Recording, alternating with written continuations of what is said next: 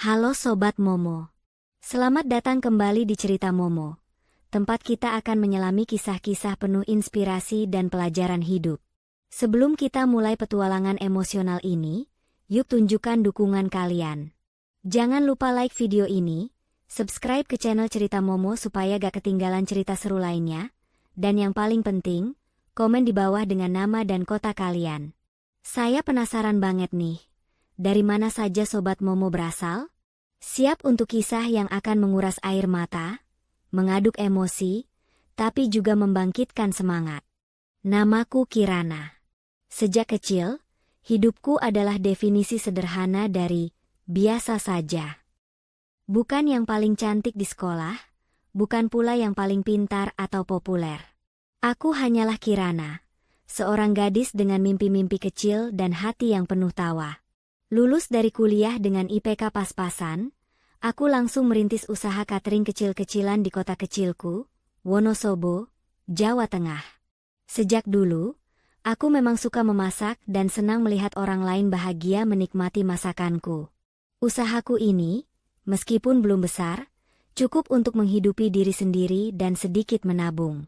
Hidupku tenang, damai, dan aku merasa cukup bahagia dengan kesederhanaan yang kumiliki.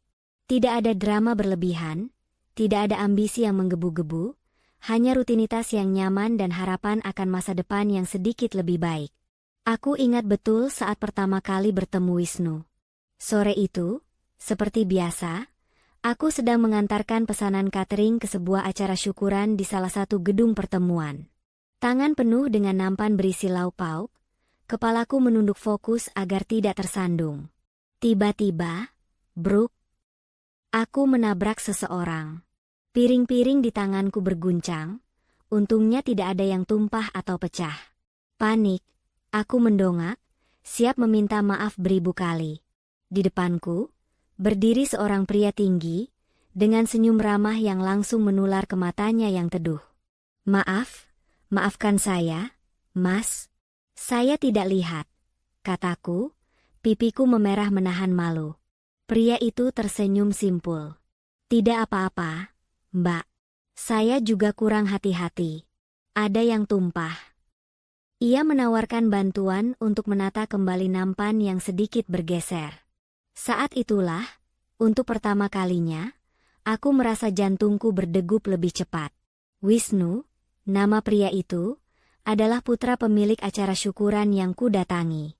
Ia baru saja pulang dari Jakarta, mengelola beberapa bisnis keluarganya yang tersebar. Obrolan singkat itu berlanjut menjadi ajakan makan malam, lalu makan siang, dan tak terasa kami semakin dekat. Wisnu bukan tipe pria flamboyan atau terlalu romantis. Tapi dia punya caranya sendiri membuatku merasa istimewa. Dia pendengar yang baik, selalu tertawa lepas mendengar cerita-cerita konyolku, dan matanya selalu memancarkan ketulusan setiap kali menatapku. Ia membuatku merasa aman, nyaman, dan yang terpenting, dicintai. Keluarga Wisnu, dari luar, terlihat seperti keluarga ideal. Ayahnya, Pak Drajat, adalah seorang pengusaha sukses di bidang properti dan transportasi. Ibunya, Bu Lastri, seorang wanita anggun yang aktif di berbagai kegiatan sosial. Wisnu punya seorang adik perempuan, Rina, yang seumuran denganku. Awalnya, mereka semua menyambutku dengan hangat. Bu Lastri sering memujiku sebagai gadis pekerja keras dan mandiri. Rina juga sering mengajakku mengobrol, dan sesekali curhat tentang pacarnya. Bahkan Pak Drajat, yang dikenal tegas, seringkali tersenyum ramah padaku. Aku merasa seperti menemukan keluarga baru yang besar dan hangat, impian setiap anak tunggal sepertiku. Namun, ada satu hal kecil yang kadang membuatku sedikit mengernyitkan dahi. Bu Lastri dan Rina, terkadang, tanpa sadar menunjukkan sedikit sikap superioritas. Mereka akan membicarakan merek tas mahal, liburan ke luar negeri, atau pesta-pesta mewah yang sulit kudapatkan. Aku menangkap tatapan sekilas yang menilai pakaian sederhana, atau tasku yang bukan dari brand ternama. Tapi, setiap kali aku mulai merasa tak nyaman, Wisnu akan segera merangkulku atau mengalihkan pembicaraan, membuatku melupakan perasaan itu. Mereka hanya belum terbiasa dengan kesederhanaanmu, Kirana. Kamu spesial apa adanya, bisiknya suatu kali, membuat hatiku meleleh. Aku meyakinkan diriku bahwa itu hanyalah kekhawatiran berlebihanku. Mereka orang baik, dan aku yakin aku bisa beradaptasi. Cinta kami tumbuh subur, bersemi di tengah keramaian bisnis cateringku dan jadwal sibuk Wisnu. Setelah 1 tahun pacaran, Wisnu melamarku di tempat pertama kali kami bertemu, di bawah rintik hujan sore hari yang romantis. Aku tak bisa menahan tangis haru. Rasanya seperti mimpi. Semua keraguan kecil tentang perbedaan latar belakang seolah sirna begitu saja dihempas kebahagiaan. Aku akan menikah dengan pria impianku, membangun keluarga kecil yang bahagia bersamanya. Pernikahan kami adalah perhelatan yang cukup besar, sesuai standar keluarga Wisnu. Gedung megah, catering mewah, tamu undangan dari kalangan atas. Aku mengenakan kebaya putih dengan payet berkilauan, dan Wisnu tampak gagah dalam balutan jas. Senyum tak pernah lepas dari bibirku. Aku melihat Pak Derajat dan Bu Lastri tersenyum bangga di pelaminan, dan Rina yang sibuk mengambil foto. Di mata mereka, aku melihat restu dan penerimaan. Hari itu, aku benar-benar percaya bahwa hidupku akan sempurna. Aku membayangkan pagi hari yang diisi aroma kopi buatan Wisnu, sore hari yang diisi tawa anak-anak kami, dan malam yang penuh kehangatan keluarga. Semua terasa begitu nyata dan indah. 2 tahun setelah pernikahan, kebahagiaan kami semakin lengkap dengan kehadiran malaikat kecil bernama Langit. Matanya bulat persis Wisnu, senyumnya cerah seperti matahari pagi. Proses persalinan memang melelahkan. Tapi begitu melihat wajah mungil Langit untuk pertama kalinya, semua rasa sakit itu lenyap digantikan kebahagiaan yang meluap-luap. Wisnu menangis haru saat menggendong putra pertamanya. Terima kasih, sayang. Terima kasih sudah memberiku anugerah terindah. Bisiknya penuh cinta. Kelahiran Langit membawa kehangatan baru dalam rumah tangga kami. Wisnu jadi lebih sering pulang cepat. Ingin menghabiskan waktu bersama jagoan kecilnya. Aku juga memutuskan untuk mengurangi jadwal catering, fokus mengurus Langit dan rumah tangga. Setiap pagi, rumah kami akan ramai dengan suara tangis manja Langit, disusul tawa renyah Wisnu yang menggodanya. Sore hari, aku akan membuatkan camilan dan kami bertiga duduk di teras, menikmati senja. Meskipun aku sudah tidak seaktif dulu di catering, aku tetap mengelola keuangan keluarga. Sejak awal pernikahan, Wisnu memang menyerahkan semua urusan itu padaku. Ia bilang, aku percaya penuh sama kamu, Kirana. Kamu lebih teliti dan jago mengatur uang. Ia juga sering meminta bantuanku mengurus beberapa berkas bisnisnya yang rumit, karena ia mengaku pusing dengan angka-angka. Awalnya aku pikir itu hal biasa, bentuk kepercayaan suami pada istrinya. Aku bahkan diam-diam menginvestasikan sebagian keuntungan bisnis cateringku dan sebagian pendapatan Wisnu ke beberapa instrumen investasi jangka panjang yang dulu sempat ku pelajari. Hasilnya lumayan, tanpa Wisnu atau keluarganya sadari. Aku bangga bisa berkontribusi lebih, membuat fondasi keuangan keluarga kami semakin kokoh. Hidupku terasa sempurna. Aku memiliki suami yang mencintaiku, seorang putra yang lucu dan menggemaskan, serta keluarga mertua yang meski kadang sedikit, begitu, tapi mereka tetap keluarga. Aku adalah istri dan ibu yang bahagia, hidup di rumah yang nyaman, dengan masa depan yang cerah membentang di hadapan kami. Aku tidak tahu, kebahagiaan yang kurasakan ini hanyalah permukaan dari lautan masalah yang tersembunyi jauh di bawahnya, menunggu waktu yang tepat untuk meledak dan menghancurkan segalanya. Kehidupan rumah tangga yang semula kurasa sempurna, perlahan mulai menunjukkan retakan kecil, seperti cermin indah yang mulai bergetar. Retakan itu dimulai dari hal-hal kecil, bisikan-bisikan halus yang awalnya kuabaikan. Ibu mertua, Bu Lastri, yang dulu memujiku sebagai menantu idaman, kini mulai sering melontarkan komentar-komentar bernada meremehkan. Kirana, masakanmu ini kurang asin sedikit, ya? Dulu waktu Wisnu kecil, ibu selalu masakan yang lebih gurih. Mungkin kamu perlu belajar lagi dari resep keluarga kita. Atau, bajumu itu bagus, tapi sepertinya kurang cocok untuk acara keluarga besar seperti ini. Rina punya banyak koleksi desainer, nanti bisa pinjam kalau mau. Awalnya, aku menganggapnya sebagai masukan biasa. Mungkin Bu Lastri hanya ingin aku menjadi menantu yang lebih baik. Tapi lama-kelamaan, komentar itu semakin sering dan semakin menusuk. Terutama jika ada kerabat atau teman-teman sosialitanya berkunjung. Di depan mereka, Bu Lastri akan memujiku setinggi langit. Tapi begitu mereka pergi, ia akan kembali melontarkan kalimat-kalimat yang membuatku merasa kecil. Rina, adik iparku, juga mulai menunjukkan sikap yang sama. Ia yang dulu sering curhat padaku, kini lebih sering memamerkan barang-barang barunya, liburan mewahnya, atau pencapaian kecilnya di kantor yang sebenarnya tak seberapa. Jika aku bercerita tentang langit atau hal-hal sederhana di rumah, ia akan menguap atau mengalihkan pembicaraan. Duh, Kirana, hidupmu itu kok datar banget, sih? Cuma di rumah, ngurus anak. Kapan-kapan ikut dong ke butik langgananku, biar penampilanmu lebih, wah, sedikit. Yang paling menyakitkan adalah reaksi Wisnu. Suamiku, yang dulu selalu membelaku dan menenangkanku, kini seolah berubah.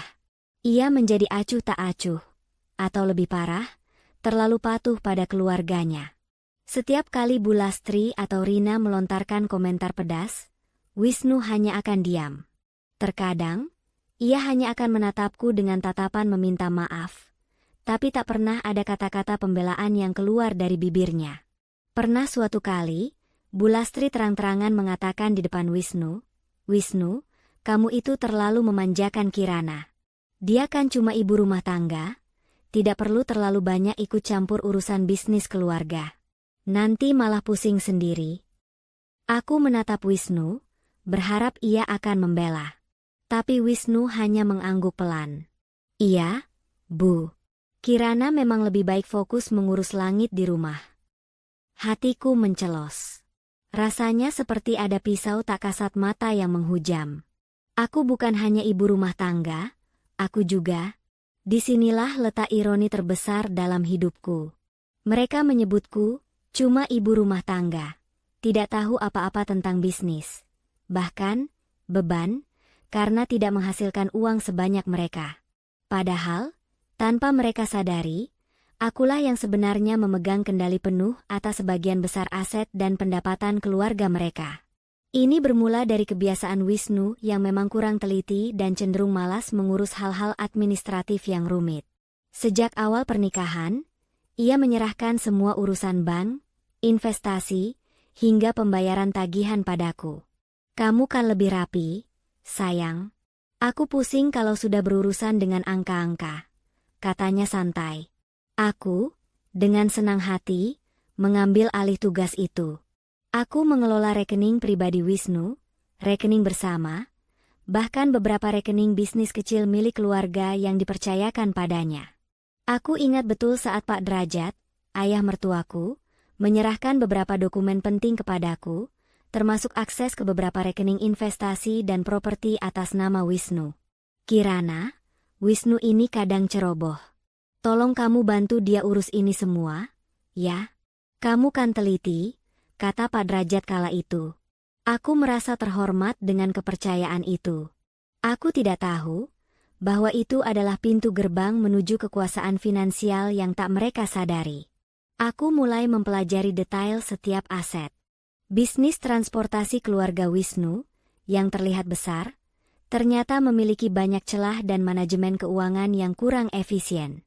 Properti-properti yang mereka miliki, beberapa di antaranya belum dioptimalkan. Dengan latar belakangku yang suka menganalisis dan belajar otodidak tentang investasi, aku mulai mengambil langkah-langkah strategis. Aku memindahkan sebagian dana dari rekening yang kurang produktif ke instrumen investasi yang lebih menguntungkan, tentu saja atas nama Wisnu atau nama perusahaan yang dikelola Wisnu, tapi dengan kendali penuh di tanganku. Aku merestrukturisasi beberapa pinjaman, menegosiasikan ulang kontrak-kontrak bisnis yang merugikan, dan bahkan menemukan beberapa aset tidur yang bisa dioptimalkan. Semua kulakukan diam-diam, dengan dalih membantu Wisnu mengatur keuangan, atau merapikan berkas-berkas. Wisnu sendiri terlalu sibuk dengan hobinya atau terlalu percaya padaku, sehingga ia tidak pernah benar-benar memeriksa detailnya. Ia hanya tahu bahwa uang selalu ada, tagihan selalu terbayar, dan gaya hidup mewah mereka tetap terjaga. Setiap bulan, aku memastikan bahwa jumlah uang yang masuk ke rekening pribadi Wisnu dan rekening operasional bisnis keluarga selalu tampak normal, bahkan sedikit meningkat.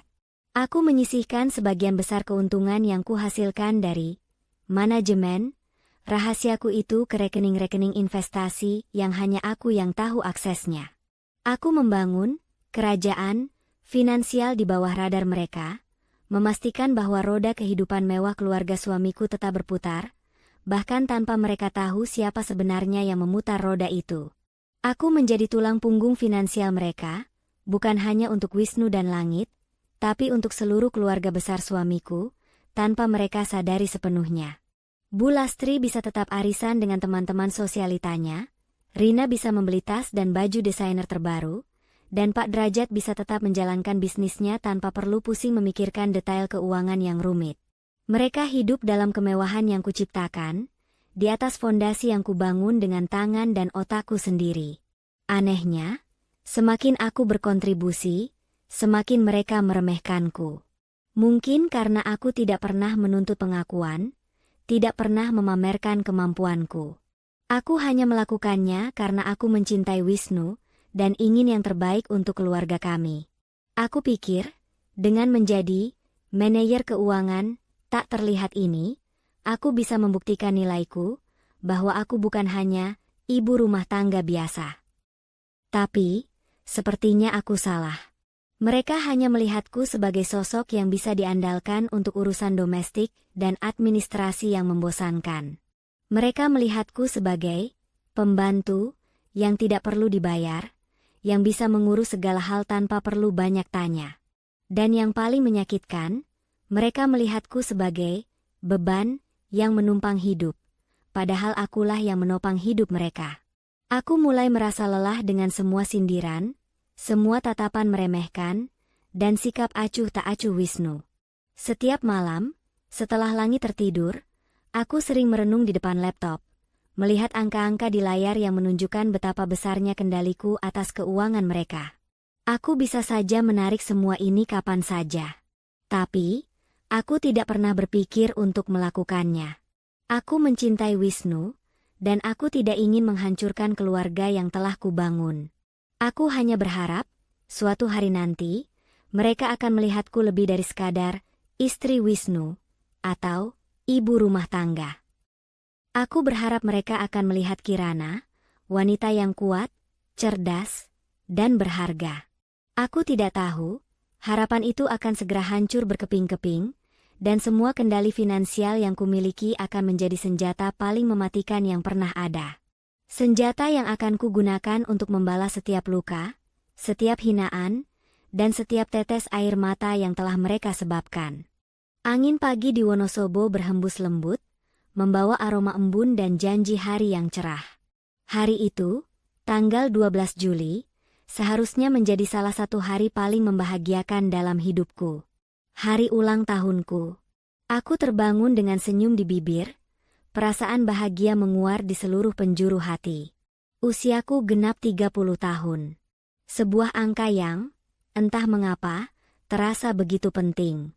Aku merasa lebih dewasa, lebih bijaksana, dan lebih menghargai setiap detik yang kumiliki. Sejak seminggu sebelumnya, aku sudah menyiapkan semuanya. Aku memesan kue ulang tahun sederhana dari toko langganan yang selalu membuat kue kesukaanku. Aku bahkan diam-diam menyiapkan hadiah kecil untuk Wisnu dan Langit, sebagai tanda terima kasih karena telah mengisi hidupku. Aku membayangkan sore nanti, kami akan merayakan bersama, tiup lilin kecil, makan kue, dan mungkin Wisnu akan memberiku buket bunga favoritku. Sebuah perayaan kecil, intim, dan penuh cinta, persis seperti yang selalu kuimpikan. Pagi itu, aku bergegas menyiapkan sarapan kesukaan Wisnu dan Langit, nasi goreng dengan telur mata sapi dan sosis. Langit, yang baru berusia 3 tahun, dengan mata berbinar-binar mencium pipiku. Mama ulang tahun. Hore, serunya riang. Senyum manisnya adalah kado terindah bagiku. Wisnu, yang biasanya terburu-buru ke kantor, pagi itu sedikit lebih santai. Ia mengecup keningku sambil tersenyum. Selamat ulang tahun, sayang. Maaf, nanti siang ada rapat penting, jadi mungkin pulangnya agak malam. Hatiku sedikit mencelos mendengar itu, tapi aku berusaha mengerti. Tidak apa-apa, Mas. Yang penting kamu pulang. Nanti kita makan kue bersama langit. Tentu, jawabnya, namun ada nada datar yang tak kutangkap saat itu. Sepanjang hari, aku sibuk sendiri di rumah. Langit bermain dengan mainannya, dan aku sesekali melirik jam, menunggu Wisnu pulang. Aku sempat mengirim pesan ke Bulastri dan Rina, mengundang mereka untuk makan kue sore nanti. Balasan mereka singkat, "Oke, nanti kami usahakan." Aku tidak terlalu mempermasalahkan itu.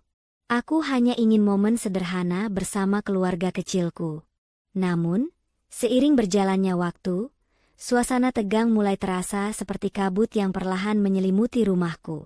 Menjelang sore, Bulastri dan Rina datang. Aku menyambut mereka dengan senyum cerah.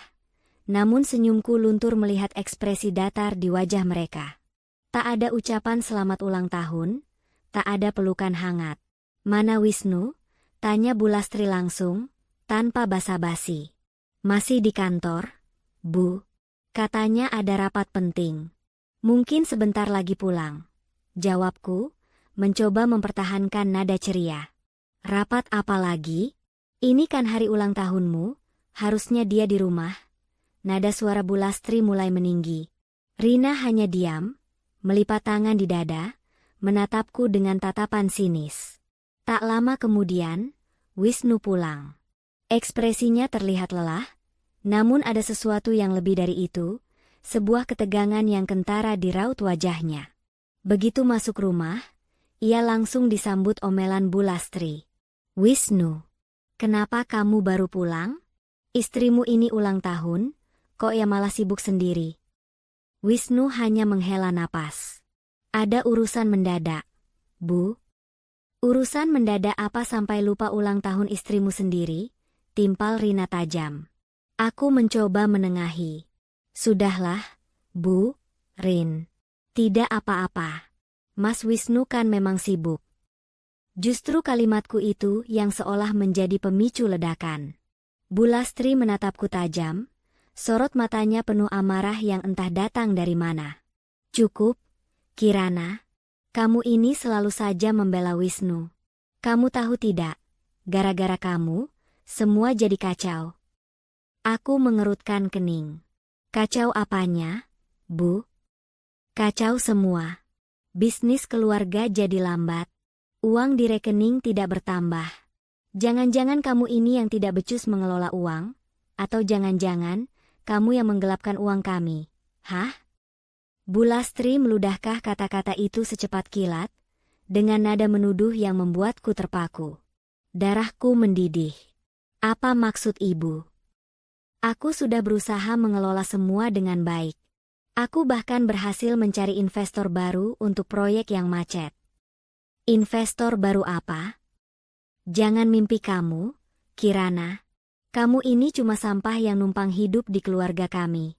Cuma beban yang tidak tahu diri. Sejak kamu masuk keluarga ini, semuanya jadi tidak jelas." Rina ikut menimpali, suaranya melengking tinggi, menunjuk-nunjukku dengan jari telunjuknya. "Iya, kamu itu cuma parasit. Menguras harta anakku, menguras harta keluarga kami. Kami sudah muak denganmu," teriak Bulastri, wajahnya memerah padam.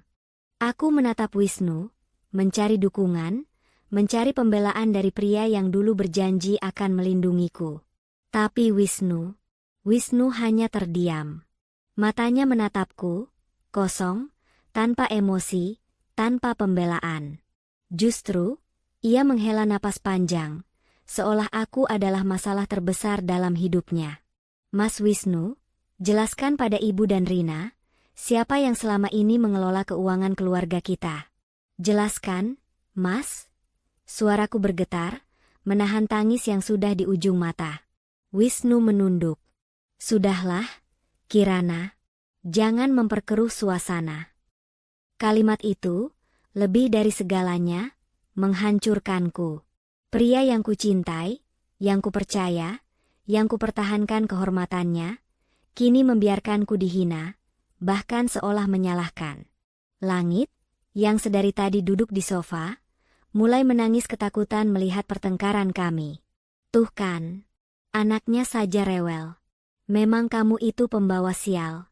Pembawa masalah. Hardik Bulastri menatap jijik padaku. Keluar dari rumah ini.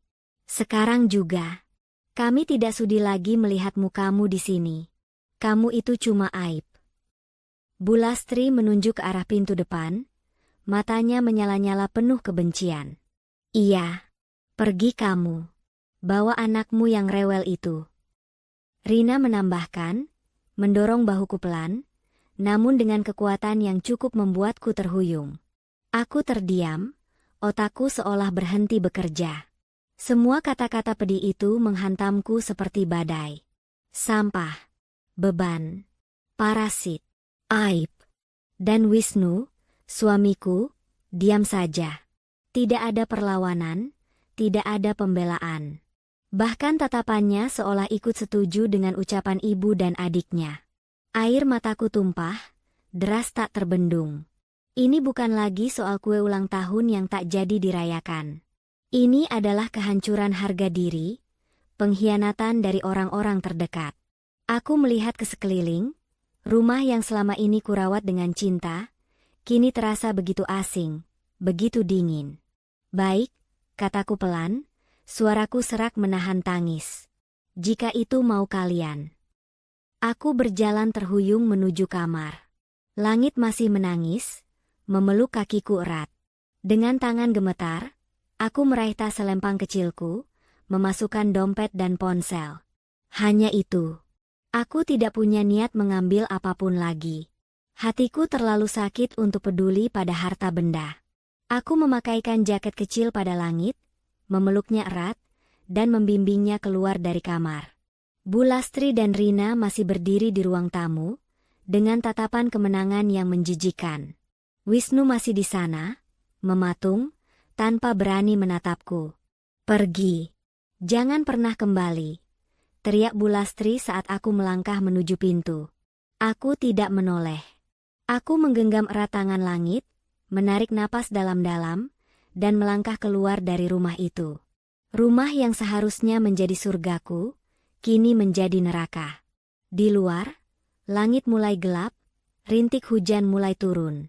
Dingin, sepi, dan aku merasa hancur berkeping-keping.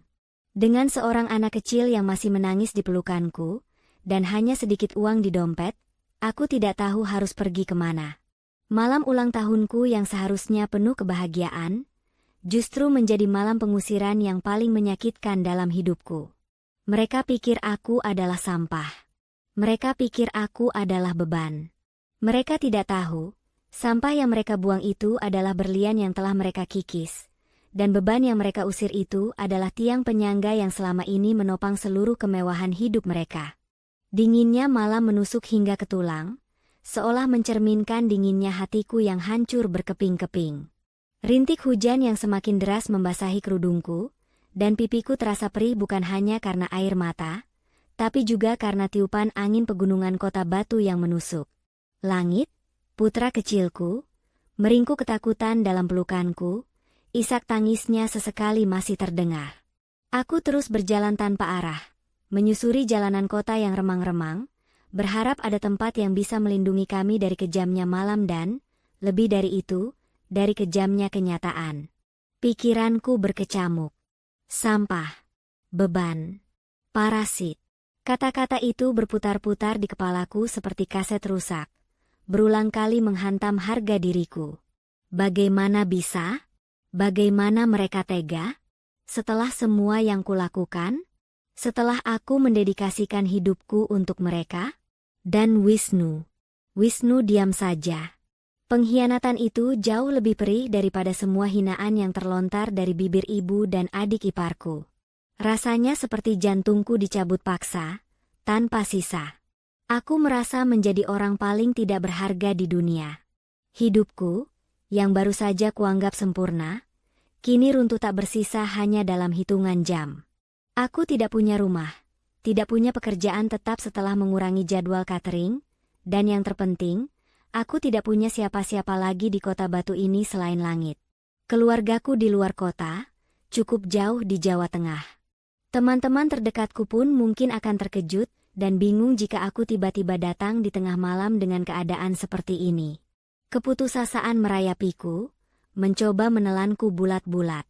Aku memeluk langit erat, berusaha memberinya kehangatan di tengah hawa dingin yang menusuk. Aku menatap wajahnya yang basah air mata, bibirnya bergetar menahan isak. Demi langit, aku tidak boleh menyerah. Aku tidak boleh hancur. Aku harus kuat. Aku adalah ibunya, satu-satunya yang dia miliki sekarang. Setelah berjalan hampir 1 jam tanpa tujuan yang jelas, hanya mengikuti insting untuk menjauh dari rumah neraka itu, kakiku terasa pegal dan langit mulai tertidur pulas di gendonganku, kelelahan setelah menangis begitu lama. Aku melihat sebuah penginapan kecil yang tampak sederhana namun bersih, dengan lampu temaram di depannya. Sebuah pelang kayu bertuliskan, "Penginapan Damai," tergantung di atas pintu. Dengan sisa uang yang tak seberapa di dompet, aku memberanikan diri masuk.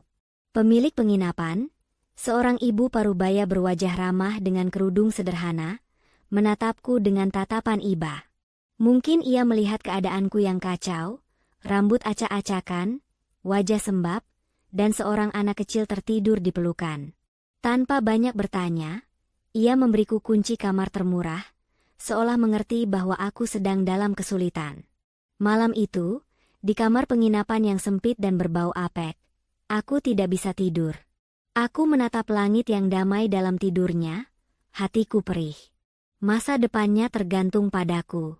Aku tak bisa membiarkan anakku hidup menderita karena keegoisan dan keangkuhan orang lain. Aku mengusap air mataku, mencoba menguatkan diri. Perlahan, di tengah kegelapan malam yang dingin, pikiranku mulai menjernih. Seperti kilat yang menyambar, sebuah kesadaran menghantamku, kekuatan yang selama ini kumiliki. Aku bukan Kirana yang lemah. Aku bukan Kirana yang cuma ibu rumah tangga. Aku adalah Kirana yang cerdas, teliti, dan mandiri.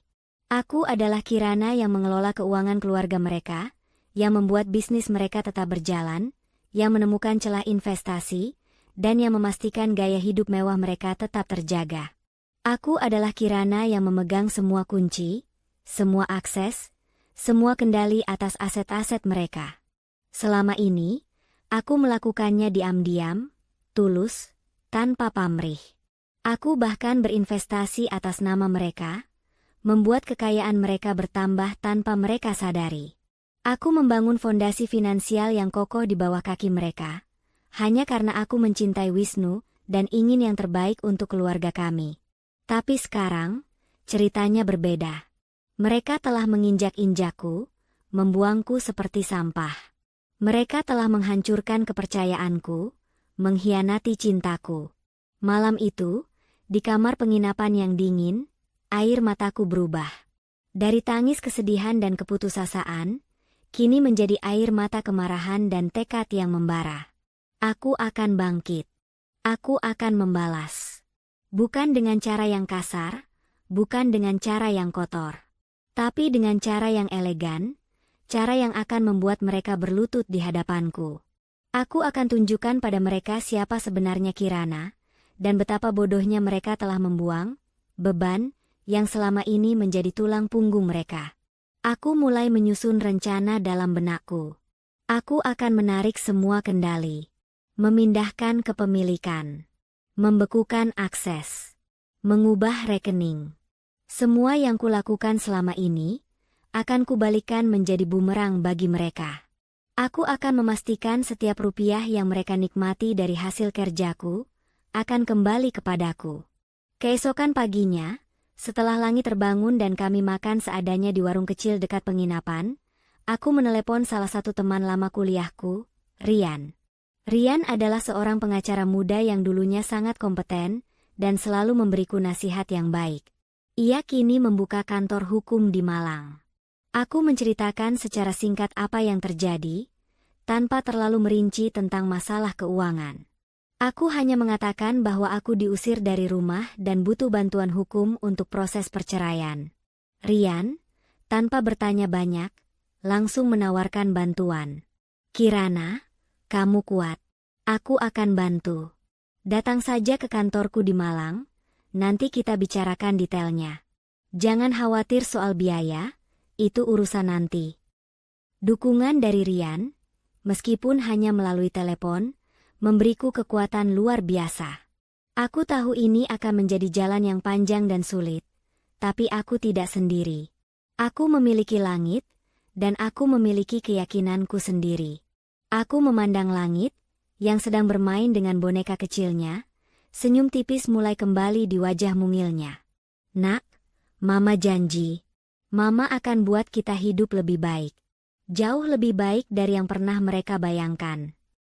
Tekadku semakin bulat. Keterpurukan ini hanyalah awal. Awal dari kebangkitan yang gemilang. Mereka telah membuat kesalahan terbesar dalam hidup mereka, dan aku akan memastikan mereka menyadarinya. Aku akan membuat mereka menyesal seumur hidup, dan melihat bagaimana sampah yang mereka buang bisa menjadi emas. Pagi itu, di sebuah kafe sederhana di Kota Batu, aroma kopi hangat mencoba menenangkan gejolak di dadaku. Di hadapanku, Rian, sahabat lamaku, menatapku dengan sorot mata penuh simpati. Aku sudah menceritakan semuanya, dari awal pernikahanku yang terlihat sempurna, hingga malam pengusiran yang kejam. Aku juga menjelaskan secara detail bagaimana selama ini aku diam-diam mengelola hampir semua aset dan pendapatan keluarga Wisnu, hingga ke detail rekening, investasi, dan properti yang kukuasai. Rian mendengarkan dengan saksama, sesekali mengangguk, raut wajahnya berubah dari terkejut menjadi takjub, lalu serius. Jadi, kamu ingin mengambil alih semua itu? Tanya Rian, suaranya pelan. Aku menatapnya tajam, tekadku sekuat baja. Lebih dari itu, Rian. Aku ingin mereka merasakan bagaimana rasanya hidup tanpa sandaran finansial yang selama ini mereka nikuki. Aku ingin mereka tahu betapa bodohnya mereka telah membuang beban yang justru menopang hidup mereka. Rian menghela napas. Kirana, ini akan jadi proses yang panjang dan rumit. Mengambil alih aset yang atas nama orang lain, meskipun kamu yang mengelolanya, butuh bukti kuat. Tapi, aku yakin kita bisa. Matanya berbinar, semangatnya ikut tersulut. Kamu punya semua data, semua akses, semua dokumen yang selama ini kamu kumpulkan. Semuanya, Rian. Aku selalu menyimpan salinan digital dan fisik dari setiap transaksi, setiap berkas, setiap laporan. Aku punya bukti transfer, bukti kepemilikan saham, bahkan password dan username untuk sebagian besar rekening online mereka. Aku selalu berpikir ini untuk keamanan, agar jika ada apa-apa, aku bisa mengatasi. Siapa sangka, ini justru jadi senjataku. Rian tersenyum tipis. Bagus. Itu sangat membantu. Langkah pertama, kita akan segera mengurus perceraianmu. Ini penting untuk memisahkan segala ikatan hukum yang tersisa. Kedua, kita akan mulai proses pengalihan kepemilikan aset yang selama ini ada di bawah kendalimu, terutama yang atas namamu pribadi atau rekening yang memang bisa kamu pindahkan secara langsung. Untuk aset yang atas nama Wisnu atau perusahaan, kita butuh strategi yang lebih cerdik. Ia mulai menjelaskan rencana yang rumit, namun sangat terstruktur. Kita akan mulai dengan membekukan akses mereka ke beberapa rekening operasional yang vital. Tidak langsung semua, agar mereka tidak langsung curiga. Kita buat seolah-olah ada masalah teknis, atau penundaan transfer. Setelah itu, perlahan kita tarik semua dana ke rekening yang aman, atas namamu. Kita juga harus segera mengklaim semua hasil investasi yang selama ini kamu kelola.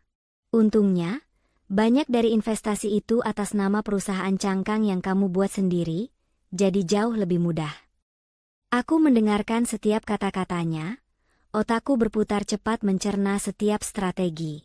Aku merasa energi baru mengalir dalam diriku. Ini bukan lagi soal Kirana yang lemah. Ini adalah soal Kirana yang cerdas dan strategis. Sejak hari itu, hidupku berubah total. Siang hari, aku sibuk mengurus langit di penginapan sederhana yang akhirnya kami sewa per bulan. Sore hingga malam, aku bertemu Rian di kantornya, atau kami berkomunikasi intens melalui telepon dan email. Kantor hukum Rian menjadi markas perangku. Langkah pertama, kami mengurus proses perceraian. Aku tidak menuntut apa-apa dari Wisnu dalam proses ini, hanya ingin perpisahan yang sah secara hukum. Ini adalah taktik untuk mengelabui mereka. Biarkan mereka berpikir aku benar-benar sampah yang pasrah diusir dan tidak punya apa-apa untuk dituntut.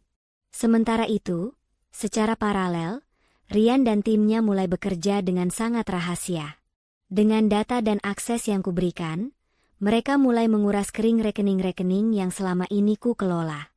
Pertama, kami membekukan kartu kredit utama Wisnu dan Bulastri dengan dalih masalah keamanan sistem bank. Mereka mengeluh, tapi aku dengan tenang berkata, mungkin bank sedang maintenance. Bu, coba pakai kartu lain dulu. Mereka pun percaya, karena selama ini akulah yang selalu mengurus hal-hal seperti itu. Berikutnya, kami mulai memindahkan dana dari rekening investasi yang kurang diawasi ketat. Ribuan, puluhan ribu, ratusan ribu dolar, mengalir perlahan namun pasti ke rekening-rekening baru yang hanya aku dan Rian yang tahu. Kami juga mengklaim dividen dan keuntungan dari saham-saham yang selama ini kupantau. Aku bahkan menjual beberapa properti yang dulu dibeli dengan namaku pribadi, atau yang atas nama perusahaan cangkang, tanpa sepengetahuan mereka. Ini semua adalah hasil kerjaku, dari manajemen cerdas dan investasiku yang selama ini tidak mereka hargai. Keluarga Wisnu mulai merasakan kejanggalan kecil. Awalnya hanya keluhan, kok tagihan bulan ini lebih banyak ya? Atau, saldo di rekening kok rasanya kurang? Atau, kenapa transfer dari proyek aja ditelat? Mereka saling menyalahkan, menduga-duga, tapi tidak pernah berpikir bahwa aku, Kirana si ibu rumah tangga yang cuma numpang, yang menjadi biang keladinya.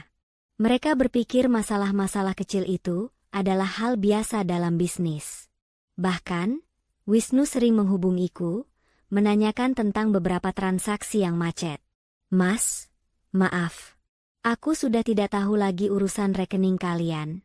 Sejak aku diusir, aku tidak lagi mengurus semua itu, jawabku dengan nada datar, seolah sudah tidak peduli. Wisnu hanya menghela napas frustasi, mengira aku masih marah. Di sisi lain, aku mulai membangun kembali hidupku dan langit secara mandiri. Dengan sebagian kecil dari dana yang berhasil kuamankan, aku menyewa sebuah rumah kecil yang nyaman di pinggiran kota Batu, tidak jauh dari pusat kota tapi cukup tenang. Aku juga membeli sebuah mobil bekas yang layak pakai untuk mobilitas. Aku mulai membuka usaha cateringku lagi, namun kali ini dengan skala yang lebih besar dan profesional. Aku menyewa beberapa karyawan dan mulai memasarkan cateringku ke perusahaan-perusahaan dan acara besar di Malang Raya. Dengan modal yang cukup dan pengalamanku, bisnisku berkembang pesat.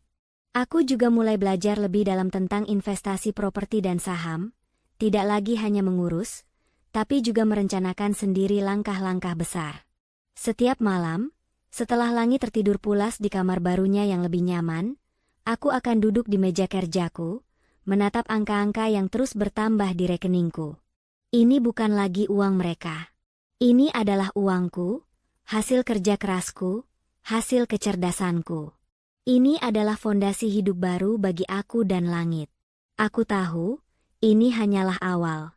Mereka belum merasakan dampak sesungguhnya. Mereka masih bergelimang kemewahan, meski dengan sedikit ganjalan. Tapi aku bersumpah, mereka akan tahu. Mereka akan merasakan bagaimana rasanya kehancuran yang telah mereka sebabkan padaku. Aku akan memastikan mereka melihat bagaimana sampah yang mereka buang itu akan berdiri di atas tumpukan emas, sementara mereka merangkak di dasar jurang penyesalan. Dampak. Awalnya, mereka menganggapnya hanya riak kecil di permukaan. Gangguan-gangguan finansial yang Kirana ciptakan terasa seperti kerikil-kerikil kecil di sepatu mereka yang mewah. Paling cuma error sistem bank, pikir Bulastri saat kartu kreditnya ditolak di butik langganannya. Ah, mungkin kliennya lagi telat bayar, dalih Wisnu ketika transfer dana proyek tertunda. Rina hanya menggerutu tentang saldo rekening yang tidak sefantastis biasanya. Mereka saling menyalahkan, melemparkan dugaan pada staf keuangan, pada kinerja bisnis, atau pada kondisi ekonomi yang sedang lesu. Tak satu pun dari mereka yang berpikir bahwa sumber masalahnya adalah Kirana, perempuan yang baru saja mereka usir dan hina. Namun, kerikil-kerikil itu perlahan berubah menjadi batu-batu besar, lalu bongkahan karang yang menghantam fondasi keuangan mereka. Pertama, krisis likuiditas mulai melanda. Aliran dana kas yang selama ini terasa tak terbatas, kini mulai seret. Tagihan operasional bisnis, gaji karyawan, cicilan mobil mewah, dan bahkan biaya perawatan salon Bulastri mulai tersendat. Wisnu, kenapa uang di rekening utama sedikit sekali? Ibu tidak bisa bayar arisan bulan ini, teriak Bulastri suatu pagi, panik. Wisnu mengernyitkan dahi. Benar, Bu. Investor yang Kirana temukan itu tiba-tiba membatalkan kesepakatan. Lalu, beberapa aset properti yang saya pikir produktif, ternyata masih stuck entah di mana. Dan ada beberapa proyek transportasi yang belum jelas status pencairannya. Ia mulai merasakan ada yang tidak beres. Namun otaknya belum bisa merangkai semua kepingan teka-teki itu. Apa maksudmu tidak jelas? Bukannya Kirana yang selama ini mengurus semuanya? Dia bilang dia pintar investasi, dia bilang dia bisa menemukan celah. Rina menyela, mulai khawatir melihat kondisi dompetnya yang menipis. Itu dia masalahnya. Rin, dia kan sudah tidak di sini. Kita tidak punya akses lengkap ke semua yang dia kelola. Wisnu mulai frustasi. Panik mulai merayap di benak mereka. Mereka mencoba menghubungi Kirana. Berkali-kali Wisnu menelepon nomor Kirana, tapi selalu tidak aktif. Lalu ia mencoba mengirim pesan. Kirana hanya membalas singkat. Maaf, Mas. Aku sudah tidak punya urusan dengan keuangan keluarga kalian. Dingin, datar, tanpa emosi. Balasan itu semakin membuat Wisnu frustasi dan keluarga mulai curiga. Apa-apaan ini? Dia sengaja, Bu. Dia pasti sengaja ingin menghancurkan kita. Rina berteriak histeris, menyadari bahwa shoppingnya harus tertunda. Bulastri, yang biasanya angkuh, kini mulai pucat. Tidak mungkin Kirana yang melakukan ini. Dia kan tidak mengerti apa-apa tentang bisnis. Ia mencoba menyangkal, tapi jauh di lubuk hatinya, keraguan mulai muncul. Situasi finansial mereka memburuk drastis. Bisnis transportasi keluarga mulai mandek. Kendaraan-kendaraan operasional tidak bisa diisi bahan bakar karena tagihan yang menunggak. Karyawan mulai gelisah karena gaji terlambat. Beberapa properti mewah yang selama ini menjadi kebanggaan mereka, kini terancam disita bank karena cicilan yang tidak terbayar. Suatu hari, seorang petugas bank datang ke rumah mereka, membawa surat peringatan keras tentang tunggakan pinjaman atas nama salah satu perusahaan Wisnu. Maaf, Pak Wisnu. Jika dalam 3 hari tidak ada pembayaran, kami terpaksa akan menyita aset jaminan, kata petugas itu tegas. Wajah Wisnu mendadak pias. Ia mencoba memeriksa semua berkas, semua akses online banking yang selama ini ia serahkan pada Kirana. Tapi semua sudah berubah. Password salah. Beberapa rekening sudah dikosongkan. Investasi saham yang dulu terlihat menguntungkan, kini sudah berpindah tangan. Beberapa properti yang dulu diurus Kirana, kini atas nama orang lain atau perusahaan lain yang tidak dikenalnya. Sialan, Kirana, dia yang melakukan ini. Wisnu akhirnya sadar. Kemarahannya bercampur dengan rasa tak percaya dan ketakutan. Kondisi di dalam rumah mereka berubah menjadi neraka. Konflik internal di antara mereka sendiri pecah, jauh lebih dahsyat dari perang dingin yang selama ini terjadi. Ini semua salahmu, Wisnu. Kenapa kamu begitu bodoh percaya pada Kirana? Teriak Bulastri, menampar pipi anaknya. Sudah ibu bilang dia itu tidak cocok. Dia itu cuma wanita desa yang ingin menguras hartamu. Salah ibu juga. Kenapa dulu ibu menyuruh Kirana mengurus semuanya? Ibu sendiri yang bilang dia teliti. Wisnu membalas, meluapkan semua kekesalannya. Dan kau, Rina, kau juga ikut-ikut menghinanya. Sekarang lihat, kita semua akan hancur gara-gara mulut busukmu. Bulastri kini mengalihkan amarahnya pada putrinya. Rina menangis histeris. Aku tidak tahu, Bu. Aku pikir dia memang tidak punya apa-apa. Dia kan cuma istri kakak yang pemalu. Ini semua salah Wisnu. Dia yang tidak bisa menjaga istrinya. Rumah megah yang dulu dipenuhi tawa dan aroma masakan Kirana, kini hanya dipenuhi teriakan, tangis, dan saling tuding. Makanan mewah diganti dengan mie instan. Mobil-mobil mewah terparkir kotor di garasi karena tidak bisa dibiayai perawatannya, dan baju-baju desainer Rina kini terasa seperti kain lap. Mereka tak punya uang tunai bahkan untuk belanja kebutuhan sehari-hari. Pak Derajat, yang tadinya diam, kini jatuh sakit karena stres. Bisnisnya kolaps, reputasinya hancur. Ia yang biasanya gagah, kini hanya bisa terbaring lemah, menatap langit-langit dengan kosong. Selama ini, ia memang menyerahkan urusan detail keuangan pada Wisnu, dan Wisnu menyerahkannya pada Kirana. Mereka semua terlena dalam kemewahan yang ternyata dibangun di atas kecerdasan dan kerja keras Kirana yang tidak mereka hargai. Mereka tak menyangka, sampah yang mereka buang di malam ulang tahun itu, kini sedang memegang kendali atas seluruh hidup dan masa depan mereka. Mereka tidak tahu, badai finansial yang menghantam mereka saat ini, hanyalah awal dari pembalasan Kirana yang elegan dan mematikan. Penyesalan? Belum. Saat ini, yang ada hanyalah amarah, kebingungan, dan ketakutan akan kehancuran yang tak terhindarkan. Rumah keluarga Wisnu yang megah, yang dulu menjadi simbol kemewahan dan kesuksesan, kini tak lebih dari bangkai kapal karam. Lampu-lampu mulai padam karena tagihan listrik menunggak. Mobil-mobil mewah mereka disita bank satu persatu. Para karyawan bisnis transportasi mereka telah berhenti, menuntut gaji yang tak kunjung dibayar. Bahkan Bulastri, yang dulu selalu tampil anggun dan wangi, kini terlihat lusuh, dengan rambut acak-acakan dan mata sembab karena kurang tidur dan stres. Rina, yang dulunya ratu belanja, sekarang hanya bisa memandangi etalase toko dengan tatapan kosong. Tas-tas desainer dan sepatu-sepatu mahalnya sudah lenyap terjual untuk menyambung hidup. Hidup mereka telah berubah 180 derajat. Dari bergelimang harta, kini mereka harus berjuang keras hanya untuk makan. Wisnu, yang dulu gagah dan percaya diri, kini menjadi seorang pria yang hancur, putus asa, dan penuh penyesalan. Setiap hari, ia bekerja serabutan di proyek bangunan, jauh dari kemewahan dan kehormatan yang dulu ia nikmati. Bulastri dan Rina, yang tak pernah tahu caranya hidup susah, terpaksa harus menjual perhiasan dan barang-barang berharga terakhir mereka, hanya untuk membeli beras dan lauk pauk.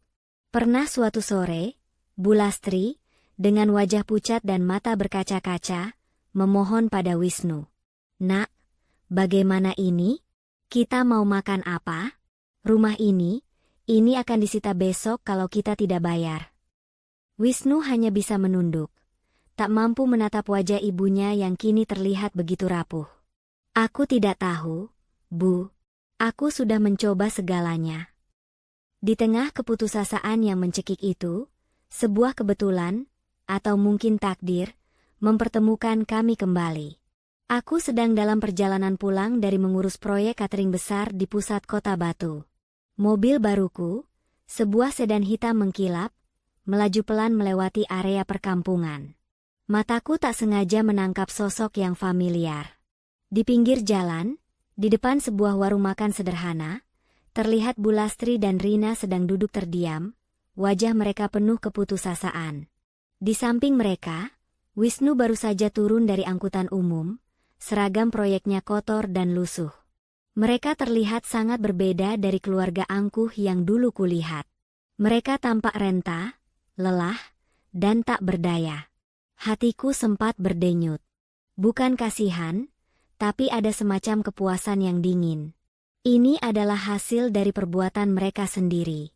Aku sempat berpikir untuk melaju saja, membiarkan mereka dalam kesengsaraan mereka. Namun, sesuatu dalam diriku berkata, ini saatnya. Ini saatnya mereka tahu kebenaran.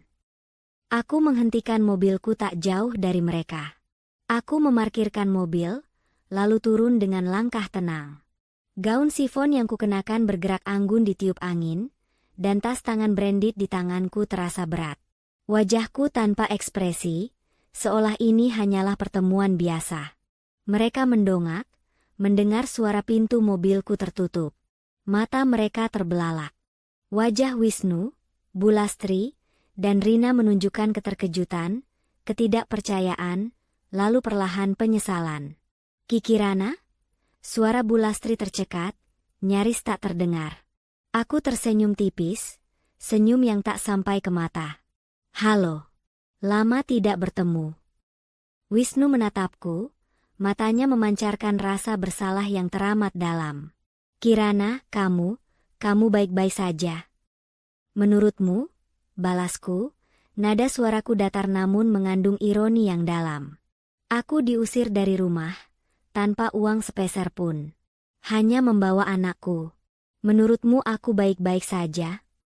Rina, yang tadinya terkejut, mulai mencoba mengembalikan sedikit harga dirinya. Untuk apa kamu kesini? Mau pamer? Setelah kau curi semua harta kami? Aku tertawa kecil, tawa yang sinis. Curi? Aku? Kalian benar-benar masih belum mengerti, ya? Aku melangkah mendekat, berdiri tepat di depan mereka. Baiklah. Karena kalian sudah mencapai titik ini, dan kalian masih saja menuduh, aku akan mengungkapkan kebenarannya. Aku menatap mata mereka satu persatu. Kalian ingat saat kalian menyebutku sampah? Kalian menyebutku beban? Parasit yang numpang hidup? Kalian pikir kalian hidup mewah karena kerja keras kalian sendiri. Aku berhenti sejenak, membiarkan ketegangan menggantung. Dengar baik-baik. Selama ini, akulah yang mengelola semua aset kalian. Semua rekening yang kalian gunakan, aku yang memastikan saldonya aman. Semua investasi yang membuat kalian bergelimang harta, akulah yang mencarikan dan mengelolanya. Proyek-proyek yang macet, akulah yang menyelamatkannya dengan mencari investor baru, mencari celah-celah pajak, bahkan meninjau ulang kontrak yang merugikan. Akulah yang bekerja siang malam, meneliti pasar, memutar otak, sementara kalian hanya sibuk menikmati hasilnya tanpa tahu apa-apa. Aku melihat mata mereka membulat, mulut mereka sedikit terbuka. Mereka berusaha menyangkal, tapi kata-kata tak keluar. Kalian pikir uang itu datang begitu saja? Tidak. Itu adalah hasil otakku, hasil usahaku, yang kusumbangkan untuk keluarga ini, karena aku mencintai Wisnu dan ingin yang terbaik untuk kita semua. Aku yang memastikan bisnis ayahmu tetap berjalan, Wisnu. Aku yang memastikan rekening ibumu selalu terisi, Rina. Kalian hidup dalam kemewahan karena aku, bukan karena kalian. Air mata mulai mengalir di pipi Bu Lastri. Kali ini, bukan air mata kemarahan, tapi penyesalan yang mendalam. Rina membuang muka, tak sanggup menatapku. Wisnu, dia hanya bisa terduduk di kursi warung. Tubuhnya gemetar. Kalian mengusirku, di hari ulang tahunku sendiri. Mengusir, beban, yang ternyata adalah penyelamat kalian. Kalian menendang orang yang selama ini menjadi tiang penyangga hidup kalian. Dan sekarang, kalian melihat hasilnya. Aku melambaikan tangan ke arah rumah mereka yang kini tampak gelap dan sepi. Ini adalah hasil dari kebodohan kalian sendiri. Ini adalah karma. Kirana, maafkan aku tidak tahu. Suara Wisnu pecah, ia ingin mendekatiku, tapi aku mundur. Tidak ada yang perlu dimaafkan, Mas. Sudah terlambat. Kalian telah menunjukkan warna asli kalian. Dan aku telah belajar pelajaran terpenting dalam hidupku, jangan pernah meremehkan siapapun, terutama mereka yang kau anggap lemah. Kirana, tolong kami tidak punya apa-apa lagi. Bulastri merangkak mendekat, mencoba memegang kakiku. Kami mohon, Kirana kembalilah. Aku menatapnya dingin. Kembali? Untuk apa? Agar kalian bisa menghinaku lagi? Agar kalian bisa membuangku lagi saat aku sudah tidak berguna? Tidak. Aku bukan lagi Kirana yang dulu. Aku menarik napas dalam-dalam, mengambil jeda untuk menegaskan kalimat terakhirku. Semua aset yang kugelapkan, seperti yang Rina tuduhkan tadi, itu sebenarnya aset-aset yang kuselamatkan dari kehancuran. Dan sekarang, semua itu sudah aman. Atas namaku. Atas nama Kirana, si sampah yang kalian buang. Wajah Wisnu, Bulastri, dan Rina memutih. Mereka menyadari betapa bodohnya mereka telah mengusir beban yang ternyata adalah penyelamat mereka. Mereka telah membuang berlian yang tak ternilai harganya, hanya karena mengira itu adalah batu biasa. Mereka melihatku, berdiri di hadapan mereka, bukan sebagai menantu yang lemah, melainkan sebagai wanita yang bangkit dari abu, lebih kuat dan jauh lebih kaya daripada yang pernah mereka bayangkan. Penyesalan, seperti badai pasir gurun, menghantam mereka. Mengubur mereka dalam tumpukan, andai saja, dan seharusnya. Sementara aku, Kirana, hanya bisa memandang mereka dengan tatapan tanpa iba, berbalik, dan melangkah kembali ke mobilku yang mengkilap. Pintu tertutup. Mesin menyala. Aku meninggalkan mereka dalam kehancuran yang mereka ciptakan sendiri. Setelah momen konfrontasi yang menguras emosi itu, aku meninggalkan mereka di tengah kehancuran mereka sendiri. Tak ada lagi air mata kesedihan, hanya rasa lega dan kepuasan yang dingin. Aku kembali ke rumah kecilku di Kota Batu, memeluk langit yang sudah tertidur pulas. Malam itu, aku tidur nyenyak. Untuk pertama kalinya setelah sekian lama, tanpa dihantui bayang-bayang masa lalu.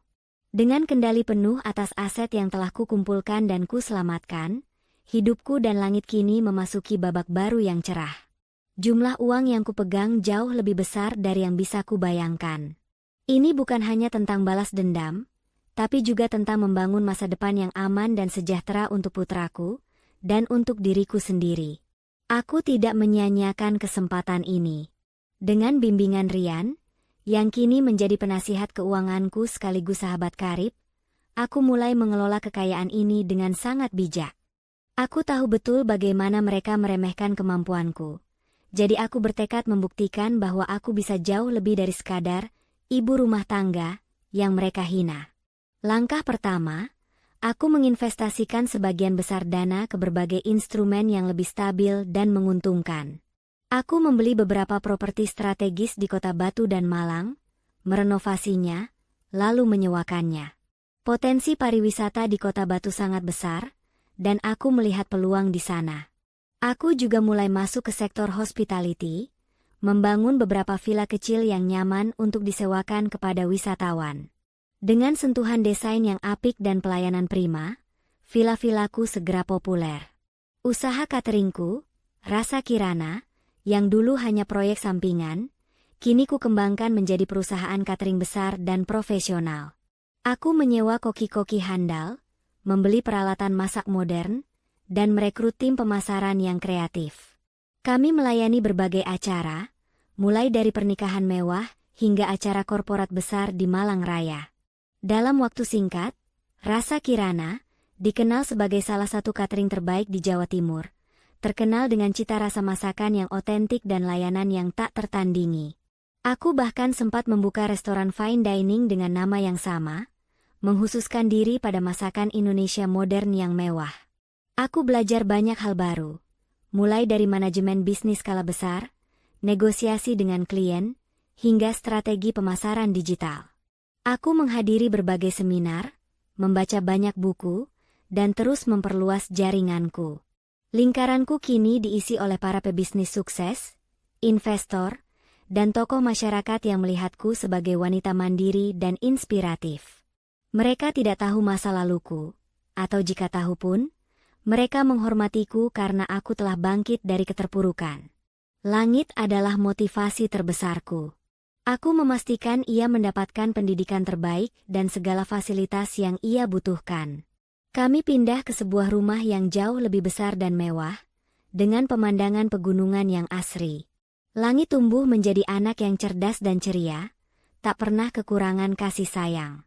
Setiap sore, aku selalu menyempatkan diri bermain bersamanya, membaca buku, atau menemaninya belajar.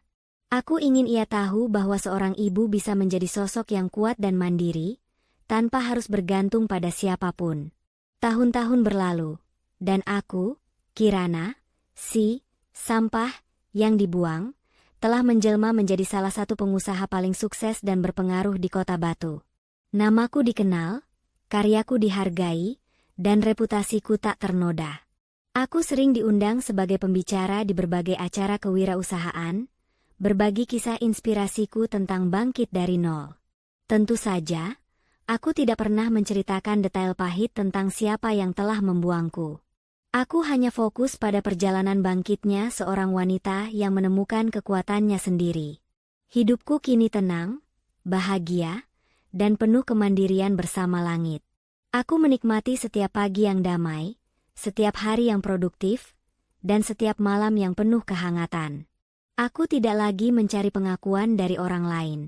Aku menemukan kedamaian dalam pencapaianku sendiri, dalam kebahagiaan putraku, dan dalam kekuatan yang kutemukan di dalam diriku. Dulu, aku bermimpi tentang hidup sempurna bersama Wisnu. Sekarang, aku memiliki hidup yang jauh lebih dari sempurna, dan itu semua kuciptakan dengan kedua tanganku sendiri. Aku belajar bahwa kebahagiaan sejati tidak datang dari kemewahan orang lain, tapi dari keberanian untuk berdiri sendiri, bahkan setelah jatuh berkali-kali. Bab 9, Nasib keluarga suami yang berbalik arah. Sementara aku, Kirana, menikmati ketenangan dan kesuksesan yang telah kubangun di Kota Batu, kehidupan mantan suamiku dan keluarganya justru merosot ke titik terendah. Kota yang dulu menjadi saksi bisu kemewahan mereka, kini menjadi saksi bisu kejatuhan yang menyedihkan. Wisnu, yang dulu seorang pengusaha muda yang menjanjikan, kini kehilangan segalanya.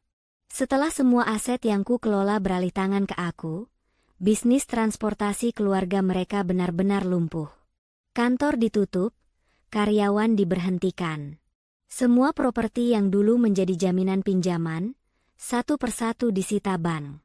Rumah megah mereka di pusat Kota Batu, yang dulu menjadi istanaku dan Wisnu, kini telah dilelang dan berpindah kepemilikan.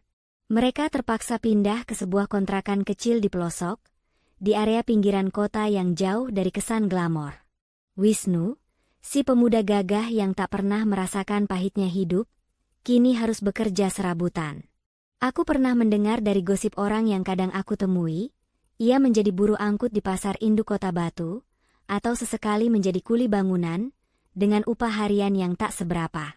Tubuhnya yang dulu terawat kini terlihat kurus, wajahnya kusam, dan matanya selalu memancarkan keputusasaan. Ia kehilangan harga diri, kehormatan, dan semua teman-teman lamanya.